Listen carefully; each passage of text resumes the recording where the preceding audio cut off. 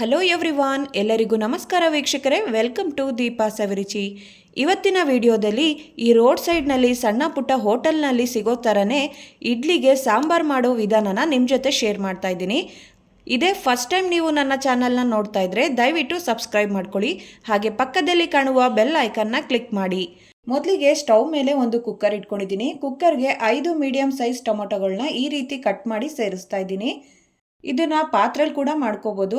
ಕುಕ್ಕರ್ನಲ್ಲಿ ಮಾಡಿಕೊಂಡ್ರೆ ಬೇಗ ಆಗುತ್ತೆ ಅನ್ನೋ ಕಾರಣಕ್ಕೆ ನಾನು ಕುಕ್ಕರ್ನಲ್ಲಿ ಮಾಡ್ಕೋತಾ ಇದ್ದೀನಿ. ಈಗ 2 ಮೀಡಿಯಂ ಸೈಜ್ ಈರುಳ್ಳಿ, 6ರಿಂದ 7 ಹಸಿಮೆಣಸಿಕಾಯಿ, 1 ಗೆಡ್ಡೆ ಬೆಳ್ಳುಳ್ಳಿನ ಸೇರಿಸ್ಕೊಳ್ಳೋಣ. ನಂತರ ಇದಕ್ಕೆ 2 ಗ್ಲಾಸ್ ಅಷ್ಟು ನೀರನ್ನ ಸೇರಿಸ್ಕೊಳ್ತಾ ಇದ್ದೀನಿ. ಜಸ್ಟ್ ಇದ್ರ ಸಮಕ್ಕೆ ನೀರನ್ನ ಹಾಕೊಳ್ಳಿ ಸಾಕು. ಈಗ ಇದನ್ನು ಒಂದ್ಸಲಿ ಮಿಕ್ಸ್ ಮಾಡ್ಕೊಳ್ಳೋಣ. ಈ ಸಾಂಬಾರ್ಗೆ ಹಸಿಮೆಣಸಿಕಾಯಿನ ಸ್ವಲ್ಪ ಜಾಸ್ತಿನೇ ಹಾಕೊಳ್ಳಿ, ಯಾಕಂದರೆ ಟೊಮೊಟೊನೂ ಹುಳಿಯಾಗಿರುತ್ತಲ್ವ, ಹುಳಿಯಾಗಿ ಖಾರವಾಗಿ ಚೆನ್ನಾಗಿರುತ್ತೆ. ಈಗ ಕುಕ್ಕರ್ ಲಿಡ್ನ ಕ್ಲೋಸ್ ಮಾಡಿ ಮೀಡಿಯಂ ಫ್ಲೇಮಲ್ಲಿ 3 ವಿಷಲ್ ಕೂಗಿಸ್ಕೊಳ್ಳೋಣ. 3 ವಿಷಲ್ ನಂತರ ಕುಕ್ಕರ್ ಲಿಡ್ನ ಓಪನ್ ಮಾಡ್ತಾ ಇದ್ದೀನಿ.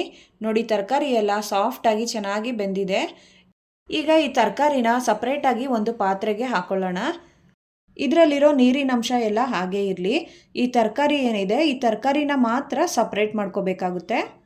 ನಾವು ಸಪ್ರೇಟ್ ಮಾಡ್ಕೊಂಡಿರೋ ತರಕಾರಿಲೂ ಕೂಡ ಸ್ವಲ್ಪ ನೀರು ಬಿಟ್ಟಿರುತ್ತೆ, ಅದನ್ನು ಕೂಡ ಈ ರೀತಿ ಸಪ್ರೇಟ್ ಮಾಡ್ಕೋಬೇಕು.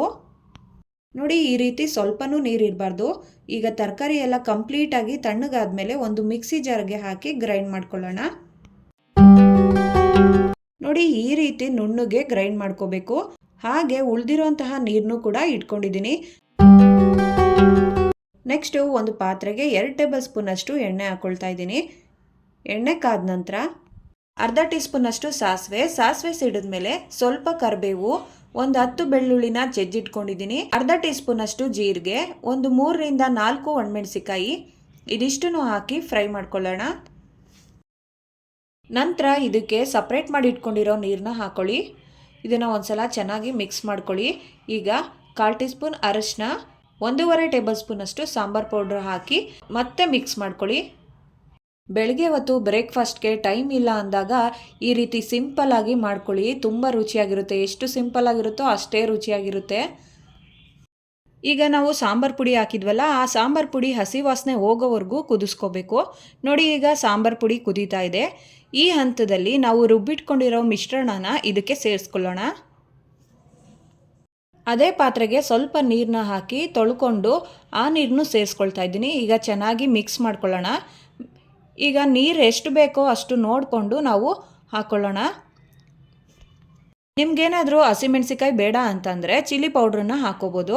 ನಾವು ಸಾಂಬಾರು ಪುಡಿ ಹಾಕೋತೀವಲ್ಲ, ಆ ಸಮಯದಲ್ಲೇ ನೀವು ಚಿಲ್ಲಿ ಪೌಡ್ರನ್ನ ಸೇರಿಸ್ಕೊಳ್ಳಿ. ಈಗ ಇದಕ್ಕೆ ರುಚಿಗೆ ತಕ್ಕಷ್ಟು ಉಪ್ಪನ್ನ ಸೇರಿಸ್ಕೊಳ್ಳೋಣ. ಮೀಡಿಯಂ ಫ್ಲೇಮಲ್ಲಿ 2ರಿಂದ 3 ನಿಮಿಷ ಕುದಿಸ್ಕೊಂಡಿದ್ದೀನಿ. ಈಗ ಇದಕ್ಕೆ 1 ಹಿಡಿಯಷ್ಟು ಕೊತ್ತಂಬರಿ ಸೊಪ್ಪನ್ನ ಸೇರಿಸ್ಕೊಳ್ಳೋಣ. ಈಗ ಒಂದ್ಸಲ ಚೆನ್ನಾಗಿ ಮಿಕ್ಸ್ ಮಾಡ್ಕೊಳ್ಳಿ. ಬ್ಯಾಚುಲರ್ಸು ಈಸಿಯಾಗಿ ಈ ಸಾಂಬಾರನ್ನ ಮಾಡ್ಕೋಬೋದು. ಈಗ ಸಾಂಬಾರು ಆಗಿದೆ, ಸ್ಟವ್ ಆಫ್ ಮಾಡ್ಕೊಳ್ಳೋಣ. ರೆಸಿಪಿ ನಿಮಗೆ ಇಷ್ಟ ಆಗಿದ್ದರೆ ವಿಡಿಯೋಗೊಂದು ಲೈಕ್ ಮಾಡಿ. ತುಂಬ ಸುಲಭವಾಗಿ ಹಾಗೆ ರುಚಿಯಾಗಿ ಮಾಡ್ಕೋಬೋದು. ನೀವು ಒಂದ್ಸಲ ಟ್ರೈ ಮಾಡಿ, ಹೇಗಿತ್ತು ಅಂತ ಕಮೆಂಟ್ ಮಾಡಿ ತಿಳಿಸಿ. ಲೈಕ್ ಮಾಡಿ, ಫ್ಯಾಮಿಲಿ ಫ್ರೆಂಡ್ಸ್ ಜೊತೆ ಶೇರ್ ಮಾಡಿ, ಸಬ್ಸ್ಕ್ರೈಬ್ ಮಾಡೋದನ್ನು ಮರಿಬೇಡಿ. Thank you.